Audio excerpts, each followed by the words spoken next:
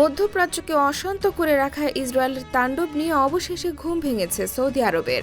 Israeli হামলায় Lebanon ও গাজা পুড়লেও এতদিন অনেকটাই নীরব রিয়াদ। ইরান ও ইসরায়েলে হামলা চালানোর পর মুখে কুলু পেটে বসেছিল দেশটি, তবে এবার বোধহয় সৌদির হুঁশ ফিরল। চীনের মধ্যস্থতায় গেল বছর ইরান সৌদির সম্পর্ক ফের জোড়া লাগে, তবে আঞ্চলিক বিভিন্ন ইস্যুতে দুই দেশের মতপার্থক্য বেশ প্রবল। সৌদি আরব প্রতিবেশীদের সঙ্গে ভালো সম্পর্ক চাইলেও রিয়াদ চায় না তেহরান তাকে ছাড়িয়ে যাক।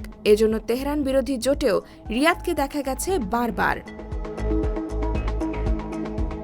ফলে প্রতিরোধ যোদ্ধাদের প্রধান হাসান নাসরুল্লাহ নিহত হওয়ার পাল্টা প্রতিক্রিয়ায় ইসরায়েলে ইরান হামলা চালালেও চুপ ছিল সৌদি। তবে এবার হুঁশ ফিরেছে দেশটির। বৃহস্পতিবার সৌদির পররাষ্ট্রমন্ত্রী ফয়সাল বিন ফারহানের সঙ্গে ইরানের প্রেসিডেন্ট মাসুদ পেজিশকিয়ানের সাক্ষাতে তা স্পষ্ট হয়েছে। উভয় নেতা এ সময় লেবানন ও ফিলিস্তিনে ইসরায়েলি আগ্রাসন নিয়ে আলোচনা করেছেন। ইসরায়েলের অপরাধের বিরুদ্ধে ইসলামী দেশগুলোর ঐক্যেও আহ্বান জানিয়েছেন তারা। কাতারে এশিয়ান কোঅপারেশন ডায়ালগ সামিটের এক ফাঁকে এই আলোচনা হয়।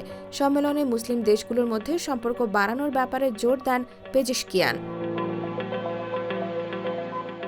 তিনি বলেন, সৌদি আরবের মতো মুসলিম দেশ, যাদেরকে আমরা ভাই বলে মনে করি, তাদের উচিত মতভেদ পাশ কাটিয়ে ঐক্যবদ্ধ হওয়া। সৌদির পররাষ্ট্রমন্ত্রীও ইরানের সঙ্গে সম্পর্ক বাড়ানোর ওপর জোরারোপ করেন।